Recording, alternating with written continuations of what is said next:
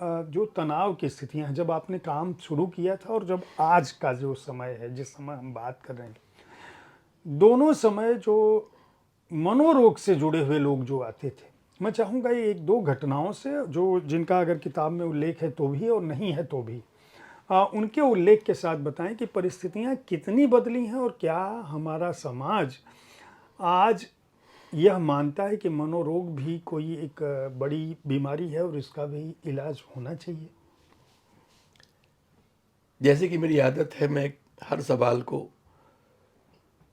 Anthropology, psychology, sociology, political science सबके context में देखता हूँ। कई लोग मुझे कहते हैं कि तुम्हारी कविताओं में एक साथ कोई अर्थशास्त्री भी कुछ निकाल ले। मैंने कहा जीवन ऐसे ही है।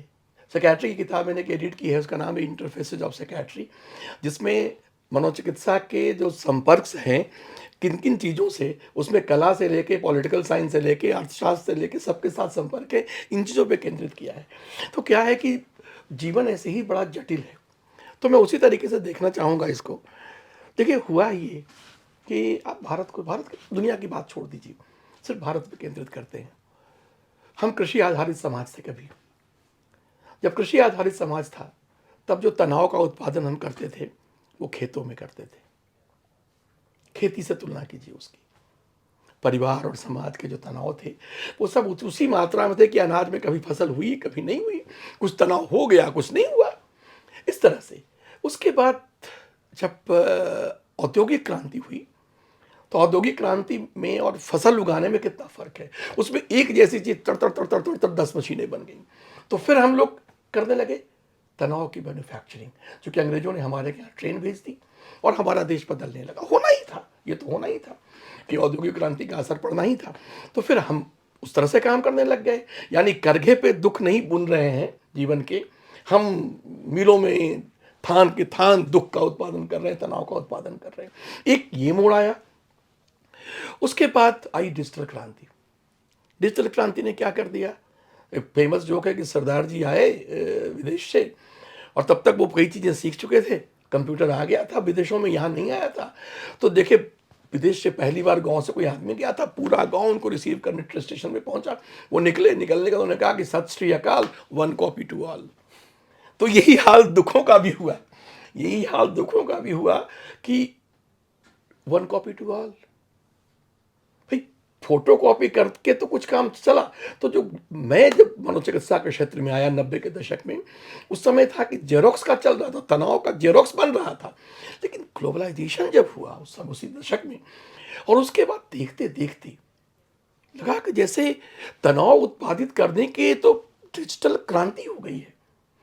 किसी का दुख, आप कहीं छोटी सी घटना घटती है, देखिए होता क्या है, मैं छोटी सी बात बताता हूँ। फेंस सीटर्स, कोई आदमी यहाँ पे फेंस पे खड़ा है, एक धक्का देंगे उधर चला जाएगा, उस तरफ खुदकुशी के ख्यालात हैं, इस तरफ जिंदगी की उम्मीद है।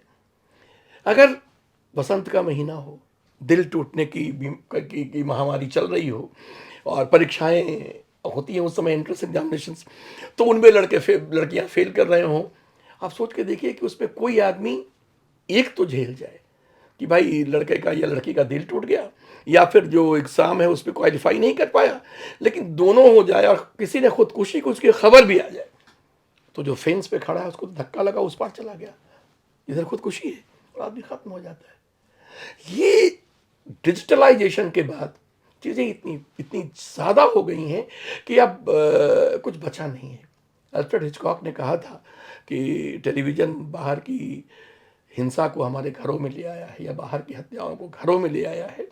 अभी तो हालत ये है कि कहीं भी आत्महत्या हो, घाना में हो, होनोलुलु में हो, हार्वर्ड में हो, मिसिसिपी में हो, कहीं हो, वो सारी हत्याएं, सारी आत्महत्याएं आपको प्रभावित करती हैं।